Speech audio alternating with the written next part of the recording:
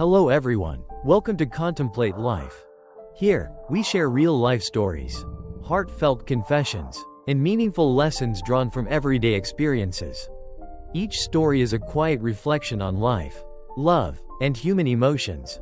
Now, take a deep breath, relax your mind, and let us begin our journey together. I used to believe that some moments in life were so sacred that no one would dare disturb them. Weddings were one of those moments, not because of tradition or ceremony, but because they were supposed to be about connection, about acknowledgement, about the quiet understanding that brought two families together, even if they arrived carrying different histories and unspoken expectations. That belief cracked on the day my son got married. It happened in a way so subtle that most people didn't notice. There was no raised voice, no confrontation, no obvious slight that could be pointed to and named. Just a pause that never came, a gesture that was expected but quietly skipped. And in that small absence, something inside me shifted. I remember standing there in my pale blue dress, the one I had chosen carefully because I didn't want to look like a woman trying too hard to be seen. I was 55 years old then, old enough to have learned restraint, old enough to know when to step back. I told myself that day was not about me. I had repeated that sentence so many times it had begun to sound like a prayer. This day is not about you. This day is not about you. And yet, when she walked past me without lowering her head, without that brief moment of acknowledgement meant to bridge generations, I felt it in my chest before my mind could explain it away. It was like missing a step on a familiar staircase. You don't fall, but your heart jumps. And for a second you are painfully aware of your own body, your own vulnerability. I smiled. Of course I smiled. I had spent most of my adult life perfecting that smile. The kind that reassures everyone else that everything is fine. The kind that keeps questions away. My hands remained folded neatly in front of me. My posture calm, composed. Inside, something tightened, not sharply, but deeply, like an old ache being pressed again. I told myself there must be a reason. Nerves, perhaps. Cultural differences, the overwhelming pressure of the day. I wanted to be generous in my interpretation. I had raised my son to be kind, thoughtful, aware. Surely the woman he chose carried those same values, even if they expressed themselves differently. Still, the absence lingered, hovering between the music and the applause, between the camera flashes and the polite laughter. What surprised me most was not the hurt itself, but how quickly it brought back other moments I thought I had already made peace with. Times when I felt unseen in my own home. Times when my role quietly shifted from being needed to being tolerated. I had told myself that this was the natural order of things. Children grow up. Mothers step aside. Love changes shape. I accepted all of that. Or at least, I thought I had. As I watched my son smile beside his bride, pride and sadness tangled together in a way I couldn't separate. I was happy for him, truly, but there was also a quiet grief that settled into me. The kind that doesn't demand attention but refuses to leave. It whispered a question I hadn't prepared myself to answer. At what point does letting go turn into being erased? I didn't say anything that day. I wouldn't for a long time. But that moment, so brief it could have been missed entirely, became the beginning of a story I didn't know I would have to tell.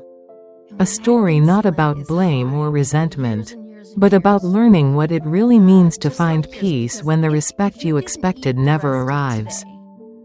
In the days that followed the wedding, I kept returning to my ordinary routines as if nothing had shifted. I woke early, as I always had, boiled water for tea, and stood by the kitchen window watching the quiet street come to life. From the outside, my life looked settled, even comfortable. I lived with my husband, Richard, in a modest semi-detached house on the outskirts of Leeds. The same one we had moved into more than 20 years earlier when our son was still learning to walk. We were not wealthy, but we were careful. The mortgage was paid off slowly, patiently, much like the rest of our lives. We had learned to live within our means and to be grateful for stability, even when it felt unremarkable. Richard was a man of few words, practical and reserved. He had spent most of his working life as an electrical technician. Long hours, steady income, little ambition beyond providing. Love, for him, was shown through reliability rather than tenderness. Over the years, I had come to accept that silence was his language. It didn't mean absence, but it did mean that emotions were rarely discussed, let alone examined. When conflicts arose, they were smoothed over rather than resolved, pressed flat until they became part of the background. Our son, Daniel, was our only child. We raised him with care, perhaps too much of it. He grew up polite, conscientious, eager to please. As an adult, he became a civil engineer, methodical, disciplined, proud of building things that lasted. He had moved out years ago, renting a small flat closer to the city.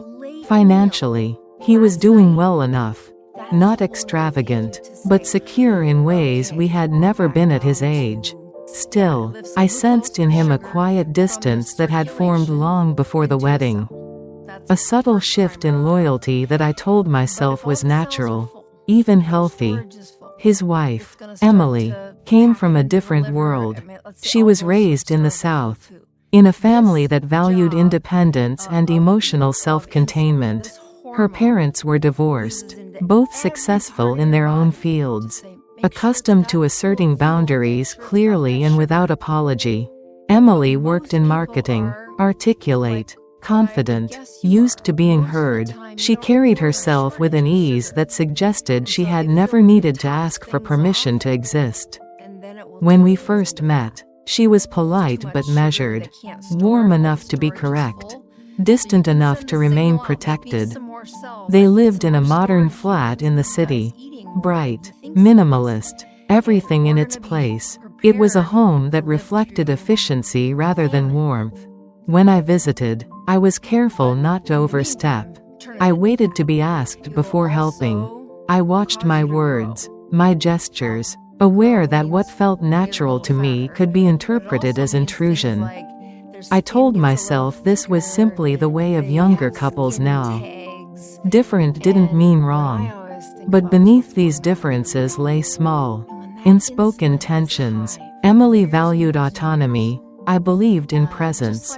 She saw family as a choice. I had been raised to see it as a duty. There were also quieter concerns, things no one voiced openly. Months passed, then a year, with no mention of children. I didn't ask, but the absence hung in the air, adding pressure to every gathering. Finances were stable, yet emotions felt scarce. Conversations stayed polite, shallow, safely on the surface. Looking back, I can see how the cracks had already formed long before that wedding day. The skipped bow was not the beginning.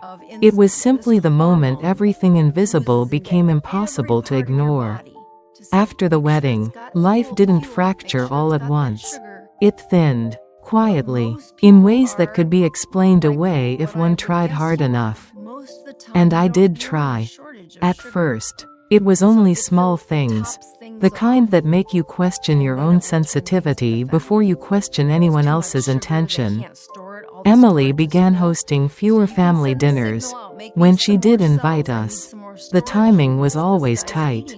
"We've only got a couple of hours," she would say lightly, already glancing at the clock before we had finished our tea. Her voice was never unkind. That was the part that made it difficult. There was nothing to object to without sounding unreasonable. I learned to arrive precisely on time and leave before the plates were fully cleared. I stopped bringing food unless she asked. Once, when I showed up with a homemade pudding out of habit, She smiled and said, "Oh, you didn't have to do that. We're trying to keep things simple." Simple.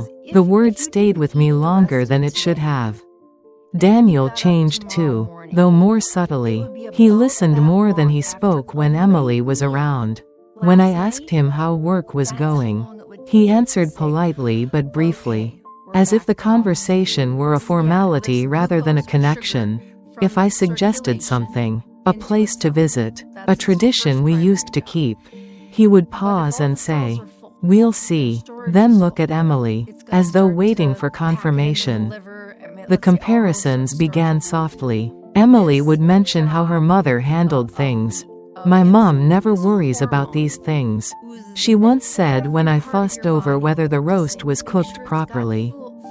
Another time, when I mentioned how tired I felt lately, she laughed gently and said, "You know, my mom says women your age should focus more on themselves, not everyone else."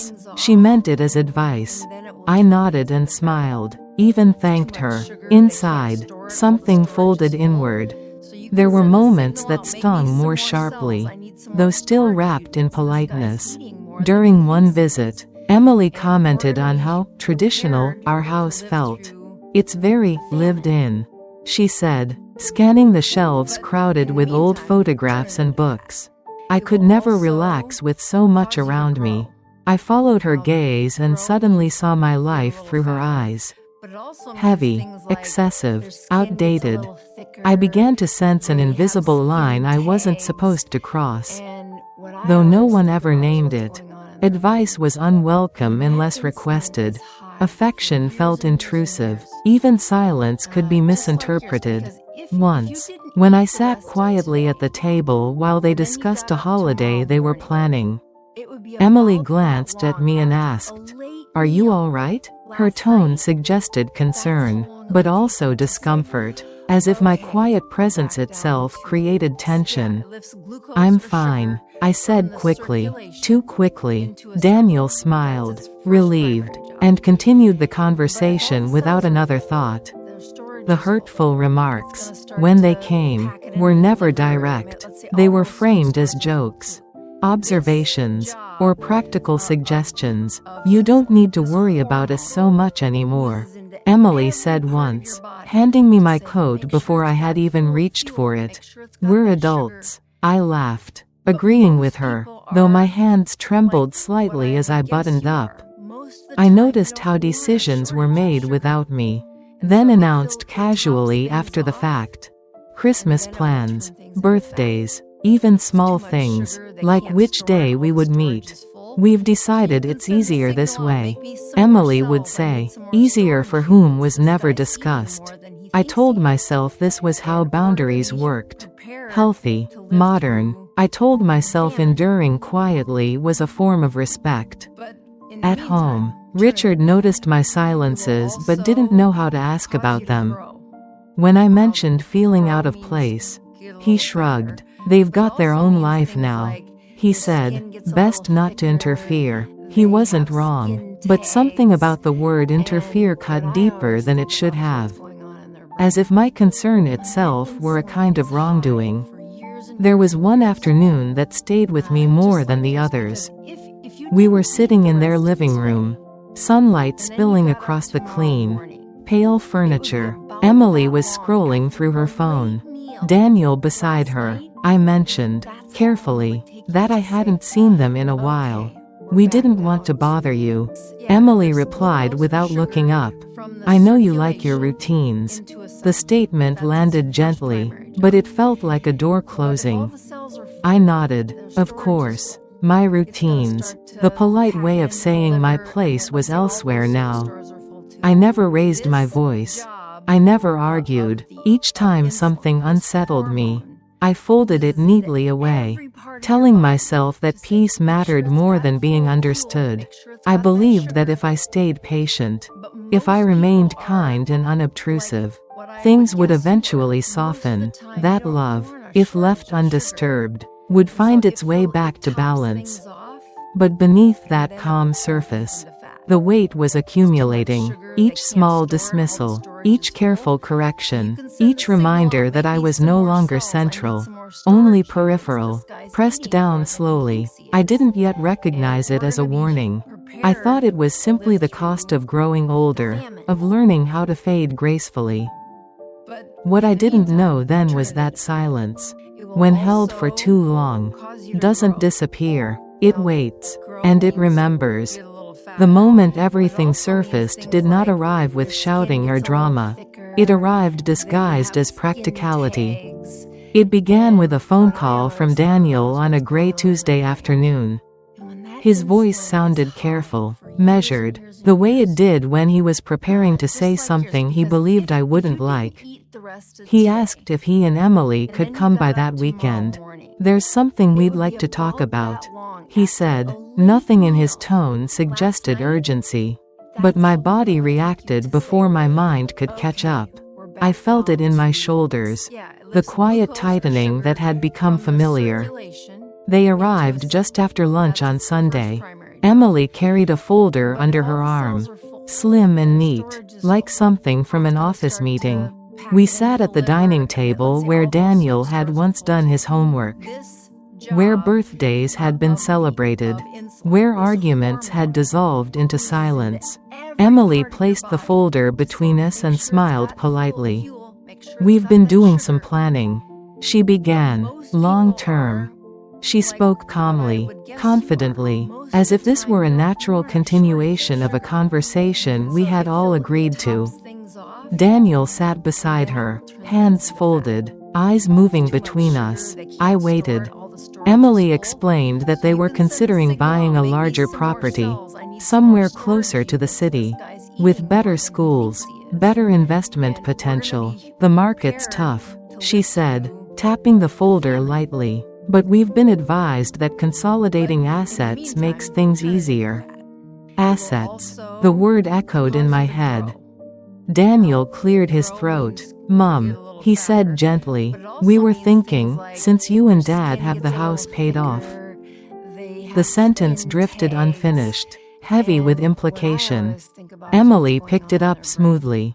She talked about efficiency, about how many families were choosing to sell older homes to help the next generation, about how living costs were rising and how unfair it was to struggle when resources already existed. She said all of this kindly, reasonably, as though laying out facts rather than expectations.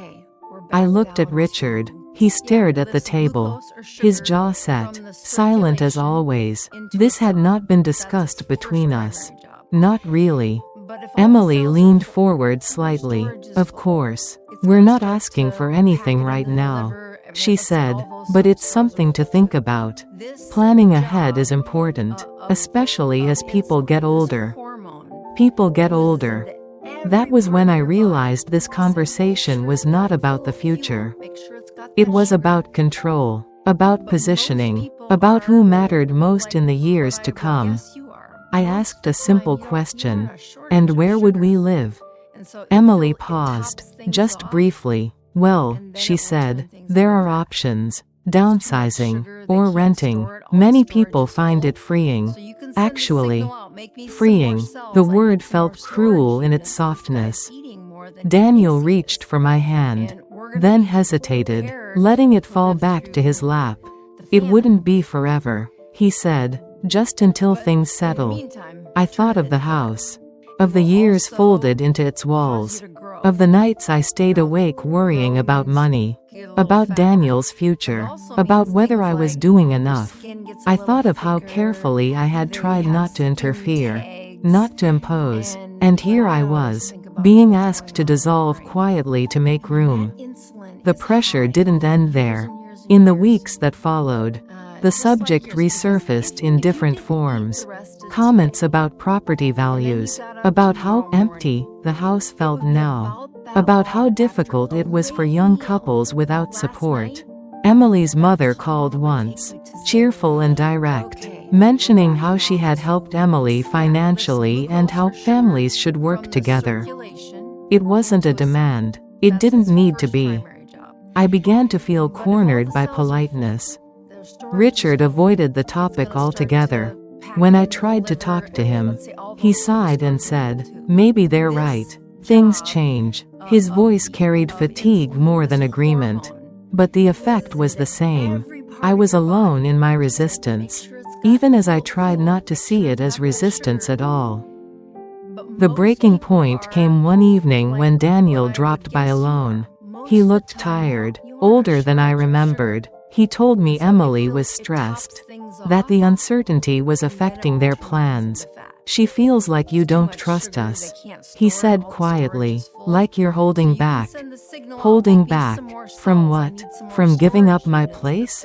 From erasing myself neatly? I asked him if he remembered the wedding day, the skipped bow, the moment I never mentioned. He looked confused, then uncomfortable. "Mom," he said, "that wasn't intentional. You're reading too much into things." That was when I understood. My pain had never been invisible. It had simply been inconvenient. That night, I lay awake listening to the house breathe around me. The familiar creaks, the hum of the refrigerator, the sounds of a life built slowly, deliberately. I realized I had reached a crossroads I had avoided for too long. I could continue to endure quietly, offering pieces of myself until there was nothing left to negotiate with. Or I could finally speak, not in anger, not in accusation, but in truth.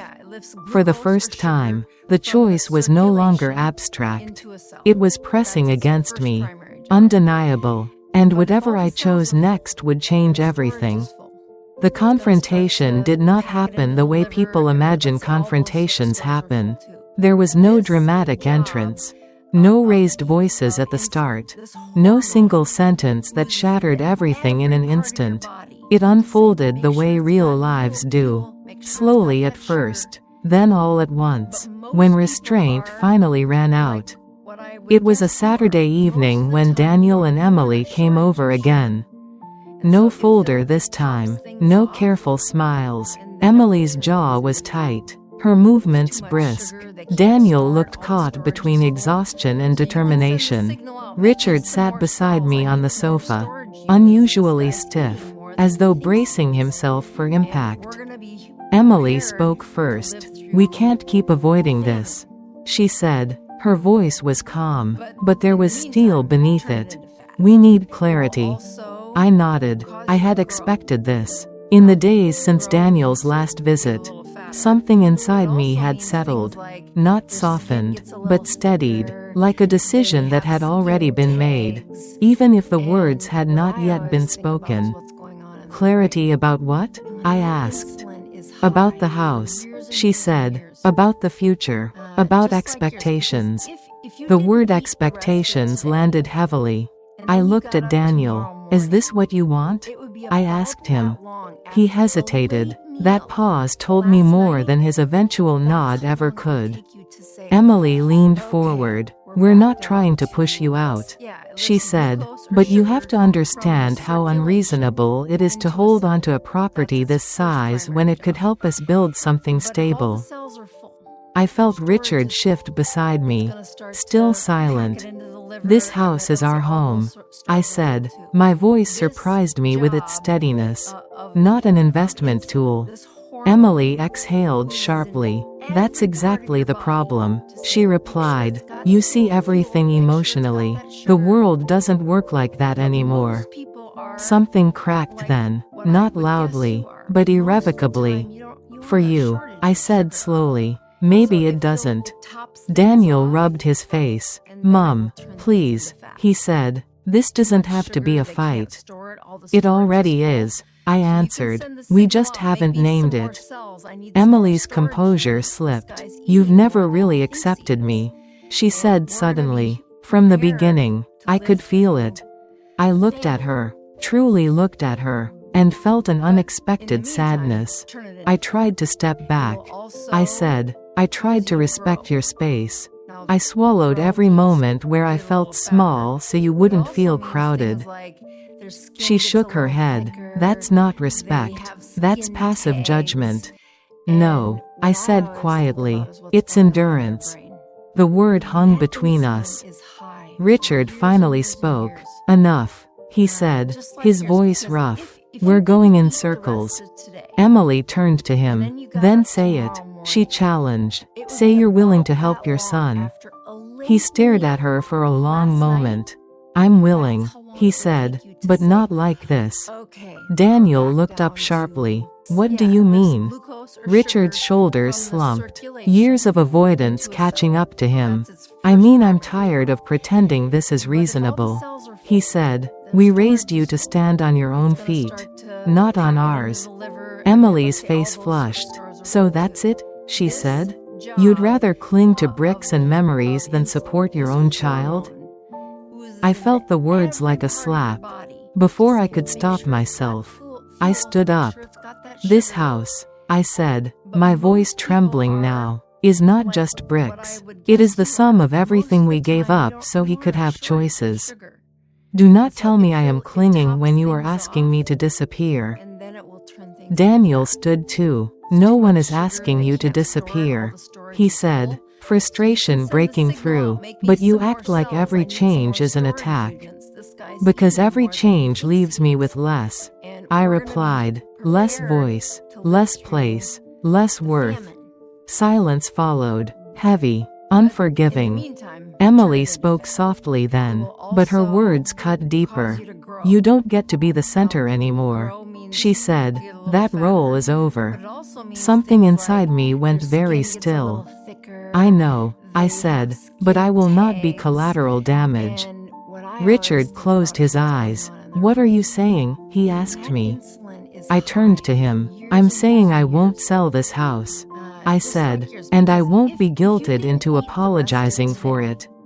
Daniel's face hardened. "Then you're choosing this house over us?" I shook my head. "No," I said, "I'm choosing myself." The words felt dangerous and liberating all at once. Emily stood abruptly. "Then we're done here," she said. "We can't move forward like this." Daniel followed her to the door, then stopped, turning back to me. His eyes were wet, angry, confused. "I never thought you'd make this so hard," he said. I wanted to reach for him. "I didn't. I never thought loving you would require erasing myself," I replied. They left without another word. That night, Richard and I sat in the dark long after the house settled. He didn't touch me. I didn't touch him. Finally, he spoke. "I should have said something sooner." "Yes," I said, "you should have."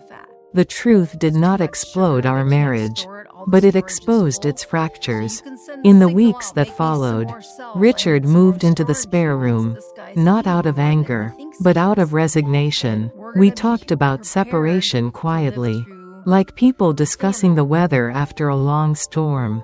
There were no lawyers, no shouting, just the slow acknowledgement that years of silence had cost us more than either of us wanted to admit. Daniel stopped calling. Emily sent one message, brief and final, about boundaries and distance. I read it once and deleted it. The house remained, but it felt different now. Larger, quieter, honest in a way it hadn't been before. The confrontation did not give me victory. It gave me clarity, and clarity, I learned, can be far more painful than loss. After they left, time did not rush to fill the silence. It stretched. It settled into corners. It learned the shape of my new life before I did. The days that followed were strangely quiet. Not in a dramatic way, but in the way that makes you notice sounds you once ignored. The ticking clock in the hallway. The kettle reaching its boil. The wind brushing against the windows at night. Richard and I moved through the house like careful strangers. Polite, restrained, each of us carrying our own version of regret. There were no more arguments to have. Everything that needed to be said had already been said, and that was perhaps the heaviest part of all. A month later, Richard packed a small suitcase and moved into a rented flat nearby. We told people it was temporary, that we needed space. In truth, we both knew we had been living in quiet separation for years. This was only its physical form. When he left, the house did not feel abandoned. It felt honest. Painful, yes, but honest in a way I had not known how to allow before. Daniel did not call. Weeks passed, then months. At first, I checked my phone more often than I care to admit. I imagined conversations that never happened, explanations I might offer, apologies that would smooth things over without costing too much. But each imagined reconciliation required me to shrink again, to soften the truth of what I had chosen. Slowly, reluctantly, I stopped rehearsing those conversations. Loneliness arrived in waves. Some mornings it sat beside me at the breakfast table, quiet but insistent. Other days it came unexpectedly, while folding laundry or passing a mother and son laughing on the street. I let myself feel it. I learned that loneliness did not mean I had made the wrong choice. It meant I was finally present in my own life. I began walking in the afternoons, at first without purpose, then with intention. The neighborhood paths became familiar. I noticed which houses changed their curtains with the seasons, which gardens bloomed despite neglect. I started going to a small cafe near the park, the kind where no one asks personal questions. The barista learned my order. That simple recognition mattered more than I expected. At home, I rearranged things slowly, not as an act of erasure, but of acknowledgement. I moved old photographs into albums, not to hide them, but to choose when to revisit them. I cleared one shelf and placed a single plant there, something alive that required attention but not explanation. The house began to feel less like a monument to the past and more like a space that could still hold something new.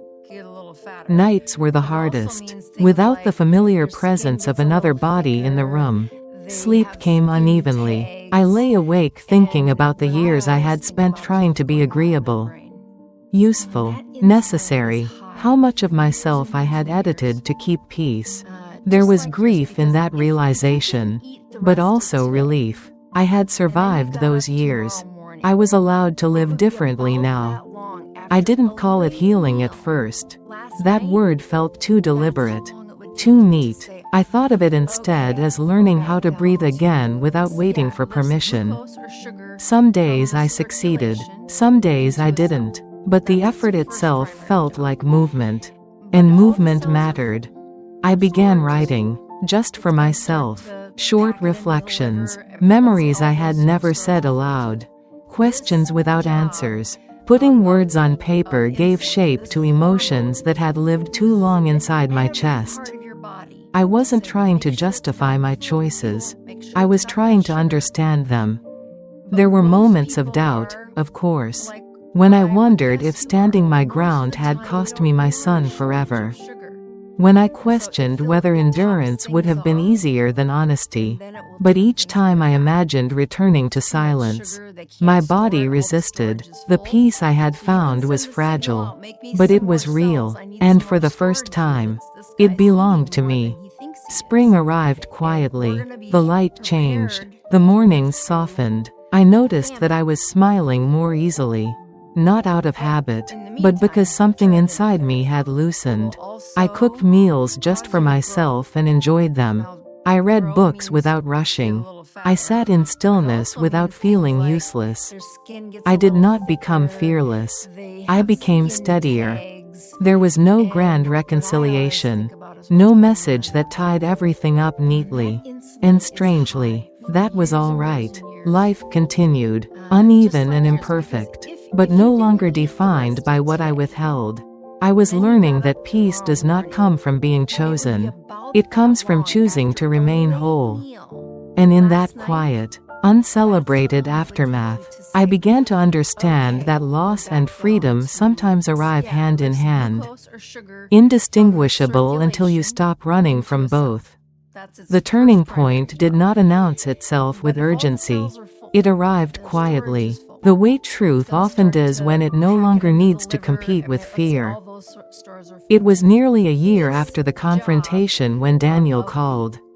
I was standing in the kitchen, hands submerged in warm water, washing a cup I had already cleaned once before. When I saw his name on the screen, my first instinct was not hope. It was stillness. The kind that comes when something long anticipated finally appears and you are no longer sure what you want from it. "Mom," he said. His voice was thinner than I remembered. Older. "Can we talk?" We met a few days later. Not at the house, but at the same cafe near the park where I had learned to sit with myself. I arrived early, not to prepare arguments, not to rehearse explanations, simply to breathe. Daniel came alone. He looked different, not visibly ill, but worn in a way that went deeper than fatigue. He ordered coffee, then changed his mind and asked for tea instead. We sat across from each other. The small round table between us like a boundary neither of us rushed to cross. "I should have come sooner," he said finally. I nodded. "You came when you were able." He looked at me then. Really looked. As if seeing a version of me that did not exist in his memory. "Emily's been unwell," he said. Not serious, but enough to slow everything down. I felt something shift. Not sympathy exactly, but perspective. Illness has a way of stripping life of its performances. "We've been under a lot of pressure," he continued. "Work, money, expectations. Things didn't turn out the way we thought they would." I waited. Silence had taught me patience. "She moved out," he said quietly. "A few months ago." The words landed softly, but their weight was undeniable. "I'm not telling you this to blame her," he added quickly, "or to ask you to fix anything." "I know," I said. He exhaled, as though relieved I hadn't reacted the way he feared. "I've been thinking a lot," he said, "about the wedding, about everything that came after." I said nothing. "I didn't see it then," he admitted, "but I do now. How much you were giving up just to stay close to us. How easily I let you stand alone." His eyes filled, but he didn't look away. That mattered. "I thought choosing my marriage meant choosing against you," he said. I didn't realize that what I was really doing was choosing not to choose at all. There was no triumph in hearing that. No satisfaction, only a quiet sadness for both of us. "I never wanted to compete," I said gently. "I just wanted to remain." He nodded. "I know." We talked for a long time. Not about property or blame or who was right. But about fear. About how easily love becomes rigid when people are afraid of losing control. He told me how small he had felt in his own marriage. How much of himself he had traded for peace without realizing it. I listened, not as a rescuer, but as a witness. Later that week, Emily asked to see me. I agreed, not because I owed her anything, but because I no longer needed to protect myself from the truth. We met in a quiet public place. She looked tired, but composed. There was no hostility in her posture, only caution. "I won't take much of your time," she said. "You have it," I replied. She didn't apologize, not directly. Instead, she spoke about growing up in a household where closeness felt like pressure and independence was survival. About how she mistook boundaries for distance and control for safety. About how she saw my presence as a threat simply because it was steady. "I didn't know how to share space," she said, "so I tried to manage it." I looked at her and felt no urge to defend myself. "I know," I said. I could feel it. She met my gaze. "I hurt you." "Yes," I said calmly. "You did." The simplicity of that truth surprised both of us. "I thought strength meant not needing anyone," she said. "Now I'm not so sure." I didn't offer forgiveness as a gesture. I didn't need to. Understanding doesn't erase what happened, I said, but it allows me to set it down. When we parted, there was no reconciliation to celebrate. No promises, just clarity. That evening, I walked home slowly. The air was cool, the sky pale with fading light.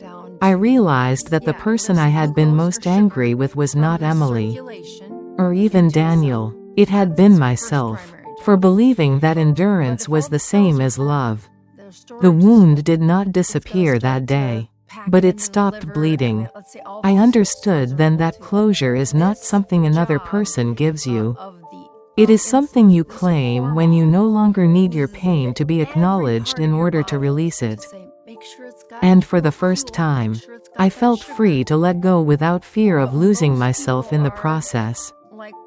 I don't know when forgiveness truly settled into me. It didn't arrive as a decision, and it certainly didn't feel like grace. It came quietly, the way evening light fills a room without asking permission. One day I noticed that the memory of the wedding no longer tightened my chest. It was still there, unchanged, but it no longer demanded anything from me. Life did not return to what it was before. Daniel and I speak now, carefully, honestly, without pretending that time can reverse itself. Some wounds leave scars, and scars are not failures. They are evidence that something was survived. Emily and I exist in separate worlds, and that distance feels appropriate. Not cold, not bitter, simply clear. What changed most was not my relationships, but my posture toward my own life. I stopped measuring my worth by how gently I could disappear for others. I stopped mistaking silence for virtue. I learned that love does not require self-erasure, and peace does not come from being endlessly accommodating. There are still quiet mornings when the house feels too large, still moments when I wish things had unfolded differently. But those thoughts pass more easily now. They no longer pull me backward. I have learned to sit with them, to acknowledge them, and then to let them move on without chasing them. I used to believe forgiveness meant excusing what hurt me. I know now that it means releasing myself from carrying it any longer. Not because anyone earned it, not because everything was resolved, but because I deserved a life that was not anchored to old pain. If there is anything this chapter has taught me, it is this: sometimes the most loving thing we can do is stop asking to be chosen and choose ourselves instead. That choice does not make us selfish, it makes us whole. As you listen to this story, perhaps you recognize a moment in your own life where something small was skipped, overlooked, dismissed, a moment that stayed with you longer than it should have. I wonder what it would feel like to set it down, not in anger, but in clarity, not to forget, but to finally rest. If these reflections resonate with you, you are welcome to stay a little longer with me here. This space is for quiet stories, honest reckonings, and the kind of understanding that grows slowly.